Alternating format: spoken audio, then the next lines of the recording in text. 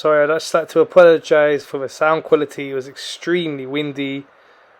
Hi there, so finish 0-0 for us against Newcastle today. Your thoughts on the game? Well, I must be honest, disappointing result, obviously not to win, but I think it was a reasonably good game, ruined by some really awful referees.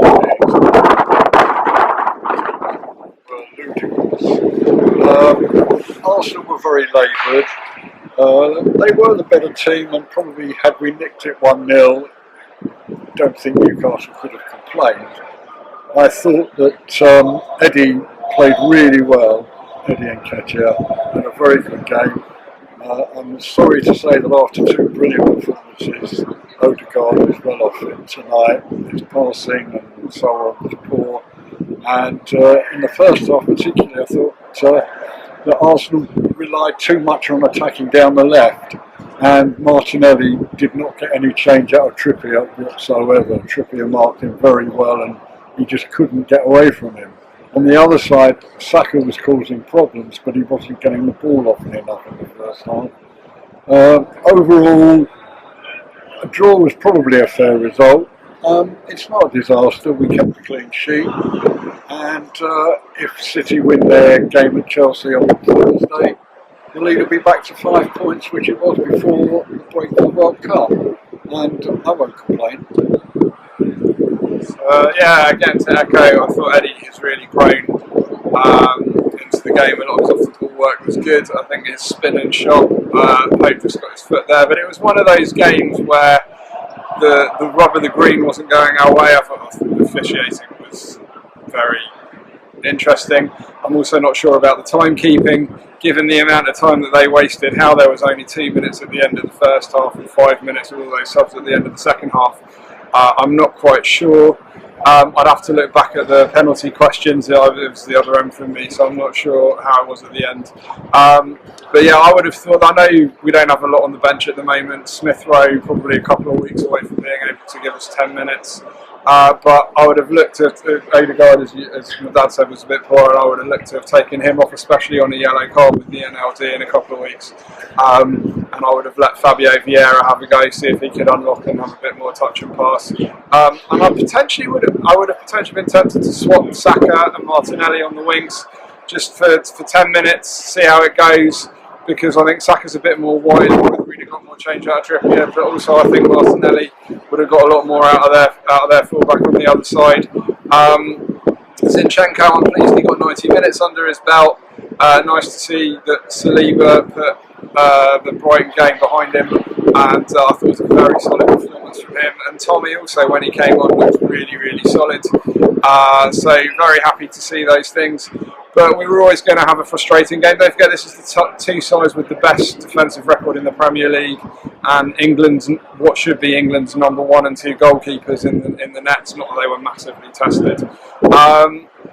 Newcastle are a threat, as we know. They've got the money and the backing. I'm sure they'll do something in the window. I think this lends credence to the argument that Arteta needs to be able to invest, certainly in the forward line, over this January period, which I know, according to sources, we're not far off the Madrid deal. But I think these are the things that we need to do to be able to have something in games like this. But what I'm pleased is that we didn't concede. They didn't nick a goal. We kept our concentration defensively. And when St Maximin came on, I was a little bit worried that I went over the top. That you just had the visions there. But again, clean sheet, didn't do anything. They didn't threaten. We managed that game. We just couldn't quite get it in the final third. Just didn't drop for us today.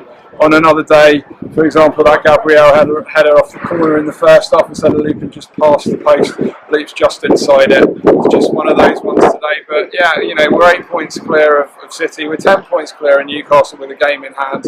I think we'd all have taken that after, 17 games now? Yeah. We'd all have taken that at the beginning of the season.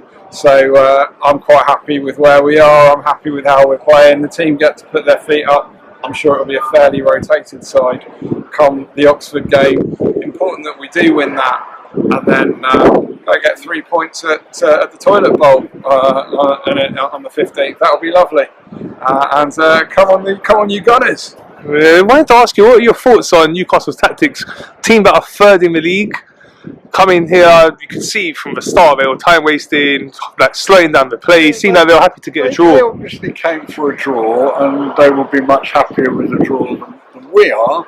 And I think that their tactics and their approach showed their respect and to an extent fear that they could get turned over quite badly here if Arsenal really clicked.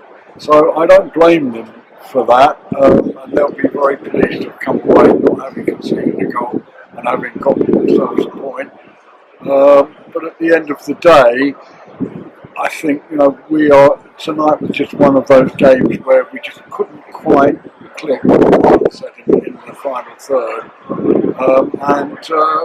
Fair enough. But they're a strong side, Newcastle, and a strong squad.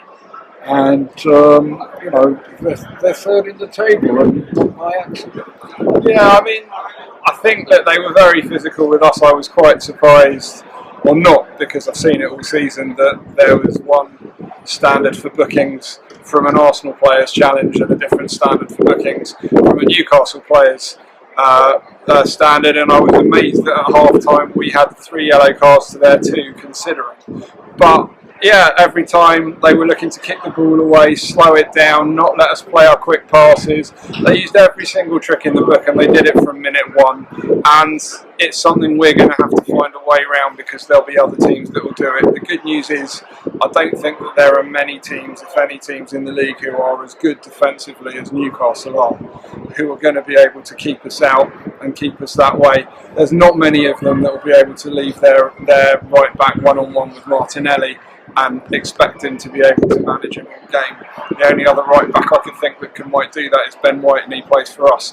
So I'm not too worried that we're going to have this problem where the defence of the opposition are going to be able to say, right, we can put 2 or 3 over on Saka because we know we can leave 1 on Martinelli.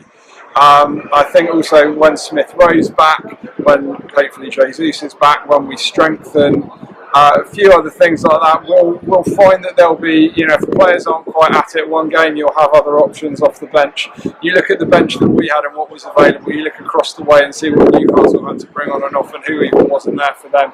And you can see that we need to strengthen, we need that in depth, and I know we've been a little unlucky with a couple of the injuries, but when we are the second best attacking team in the Premier League and playing what I think is probably the most attractive football in the Premier League, most consistently, certainly at the moment, you're going to find that teams are going to do whatever they can to slow that and stop it and do things. I'm aware some teams grow their pitch a bit longer because they like to slow the ball down a bit when they've got teams that are quick. Other teams will, absolutely just hound the ref all the time or do what Newcastle did. So as much as it's frustrating, I'm sure there are times in games when you'll see Arsenal doing exactly the same thing and we'll all laud it and cheer it. So unless they crack down on it for everybody, we're going to have to accept that that's something that we're going to find teams will come and try and do. Again, we've been quite effective this season from them, attacking wise, but they are a big side, Newcastle, they are pretty giant, so it was always going to be hard for us to nick something off the set piece. There was one where we got a flick on and just tripped past the far post at the end of the second half, and I was thinking that's where Gabriel Jesus likes to hang out for corners, and had he not have been injured, I reckon that he would have been there to poach that. But it's one of those games today, and we didn't lose. We've still got an undefeated record. We're top of the table. You can't complain too much, and as I said, we're not going to come up against sides like Newcastle every week. I think one of the things is that from the past, Arsenal have got a reputation that they don't like playing against teams that are physical, and I think today they stood up to that test. Eddie in particular, but also the defenders, and in midfield even Odegaard, who's not exactly big, they competed very well with Newcastle. So that's a plus. Yeah, we weren't bullied, and that was very important. And I think we're showing that we can live with the physical side of it. But yeah, no team's going to win 38 games in a league season. And I'll be surprised if we get a team that wins 100% of their home games. This is the first time we haven't won at home all season. So you know, in the league, yeah, in the league, and where it counts, you take it. But yeah, but onwards and upwards, and let's go get 3 points at Shite Hart Lane.